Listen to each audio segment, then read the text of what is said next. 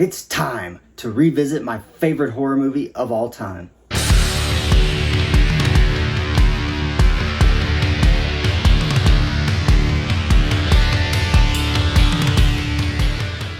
Welcome to WWH. My name is Andrew Dreamer, and we have another great show for you today. Make sure you stick around until the very end because you don't want to miss any of this. That being said, let's get this show started. I reviewed this movie about 8 months ago or so, but I feel like it deserves another look. I want to revisit John Carpenter's Halloween from 1978 because the production value is better now, and I'm more confident with my speaking, and honestly, I can just talk about this movie over and over. It stars Jamie Lee Curtis and Donald Pleasance and was directed, of course, by John Carpenter. Just in case you've been living under a rock for the last 45 years, Halloween tells the story of Michael Myers, who escapes from Smith's Grove Sanitarium and returns to his hometown of Haddonfield to stalk and kill babysitters. There are 13 movies in this franchise and several timelines. But I'm going to look at this as a standalone film and review it based solely on the information given in it. I'm ignoring the family angle, the 40-year storyline, and that weird Cult of Thorn gimmick. I just want to take a look at what John Carpenter intended when he made this film in 1978. That being said, let's head to the ring and get this show underway. Halloween 1963. 6-year-old Michael Myers kills his older sister Judith and is sent to Smith's Grove, where he spends the next 15 years. He escapes the sanitarium when he's 21, despite what the credits say in this film. He steals the car occupied by Nurse Marion Chambers and Dr. Samuel Loomis, who has been Michael's psychiatrist for the duration of his incarceration. Upon his escape, he returns to his hometown of Haddonfield, Illinois, only stopping to kill a tow truck driver and steal his coveralls. He also takes some knives and some rope and the infamous Shatner mask from a local hardware store. That same morning, 17-year-old Laurie Strode drops off a key at the abandoned Myers house that her father, who is a realtor, is trying to sell. What she doesn't know is that the shape is already there and he sees her. He begins following Laurie around where she sees him standing outside of her school during her class. She continues to notice the shape, stalking her throughout the day, but her concerns are dismissed by her friends Annie and Linda. Dr. Loomis arrives in Haddonfield to find the tombstone missing, and that tombstone belongs to Judith Myers. He then meets with Sheriff Lee Brackett, who is Annie's father. They go to investigate the Myers house where they find a dead dog that has partially been eaten. Dr. Loomis then cuts the promo of the century and says that Michael is pure evil. I spent 8 years trying to reach him, and then another 7 trying to keep him locked up because I realized that what was living behind that boy's eyes was purely and simply evil. Brackett is doubtful, but he agrees to patrol the streets just in case while Loomis waits at the house expecting Michael to return. That evening, Laurie babysits Tommy Doyle while Annie babysits Lindsay Wallace right across the street. Michael follows them and begins stalking Annie and even kills the Wallace dog. That's 2 in 1 movie, Michael. Annie takes Lindsay over to the Doyle house so she can pick up her boyfriend Paul. Unfortunately, when she gets into her car, she is strangled and killed by the shape. Across the street, Tommy sees the shape through the window, but Laurie doesn't really believe him, even though she probably should because she has seen this random guy watching her all day. But I digress. Linda and her boyfriend Bob arrive at the Wallace house and find it empty. Later on, Bob goes downstairs to get a beer and is killed by Michael, giving us one of the most iconic shots ever.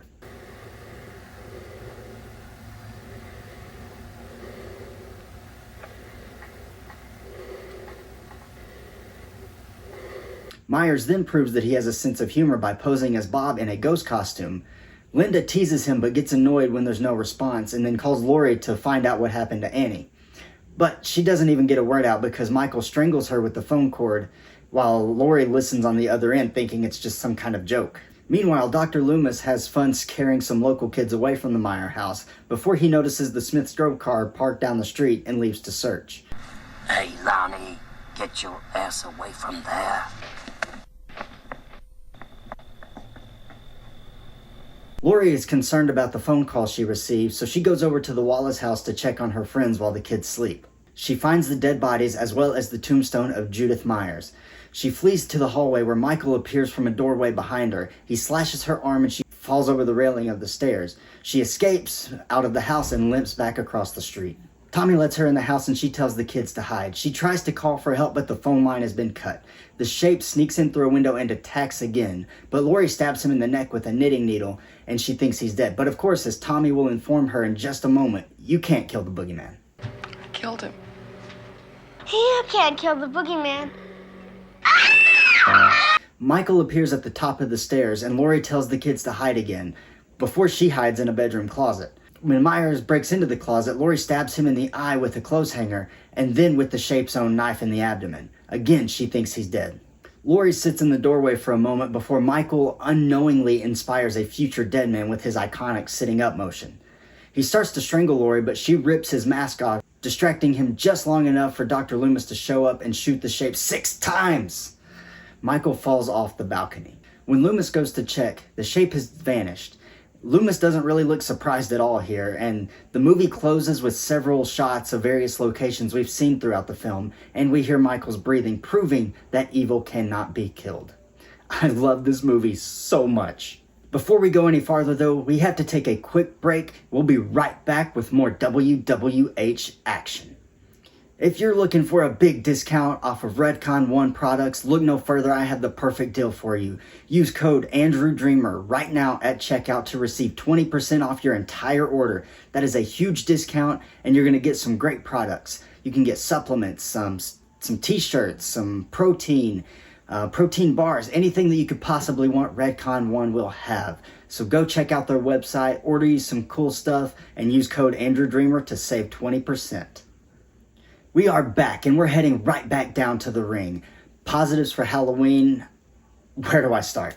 Michael Myers is my favorite slasher villain of all time, and I love the way that John Carpenter brought him to life. The idea that Michael could be anybody and Haddonfield could be anywhere is such a scary thing to think about. Jamie Lee Curtis solidified herself as a horror icon and the Scream Queen in this film, and it led to an amazing career for her. Donald Pleasance is phenomenal as Dr. Loomis, and I've said this before, but there's always just a certain level of effort when he's in a movie, and this is no exception. No matter what, he is so good. And Nick Castle is legendary as the Shape. The way he moves and portrays the character is freaking awesome. John Carpenter proved that you don't need a lot of gore or blood to make a scary movie. Although I admit that I really like gore in movies, this movie did not need it at all. The cinematography by Dean Cundy is something that cannot be replicated. You can try, but you're never gonna match that iconic status. I really love the way the shots are framed in this movie. You're constantly searching that frame for Michael, and that just adds to the level of fear and terror that you feel throughout the film.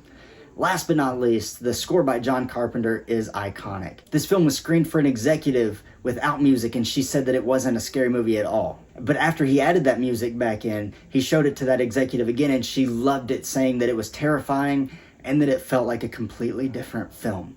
On to the negatives now. I want to be fair. I know this film is not perfect. The audio can be hard to hear at times, but that's due to some of the budget constraints.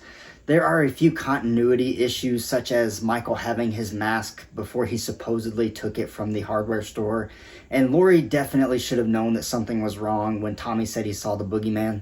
I mean, she had seen him all day long, and Dr. Loomis would have absolutely seen the car from Smith's Grove before he did, if it was actually parked as close to the Myers house as the movie portrays. But those are really the only negatives I have for Halloween. This is my favorite movie of all time, not just my favorite horror movie. This was one of the earliest experiences I have with horror. I remember watching this with my older sister, who has no recollection of it, by the way, when I was probably too young. But ever since then, I've been a fanatic for this entire franchise. So let me know down in the comments what your earliest experience with horror is. Subscribe if you haven't done that already, and leave a like on this video. It helps out more than you know. We're trying to reach 500 subscribers by the end of the year, and we are absolutely on pace to do that. So thank you to everyone for all of the support. It really does mean the world to me. But it's time to wrap up the show. Make sure you stay tuned for all of the upcoming content from WWH. I hope you enjoyed yourself. But until next time, my name is Andrew Dreamer, and this is Wrestling with Horror.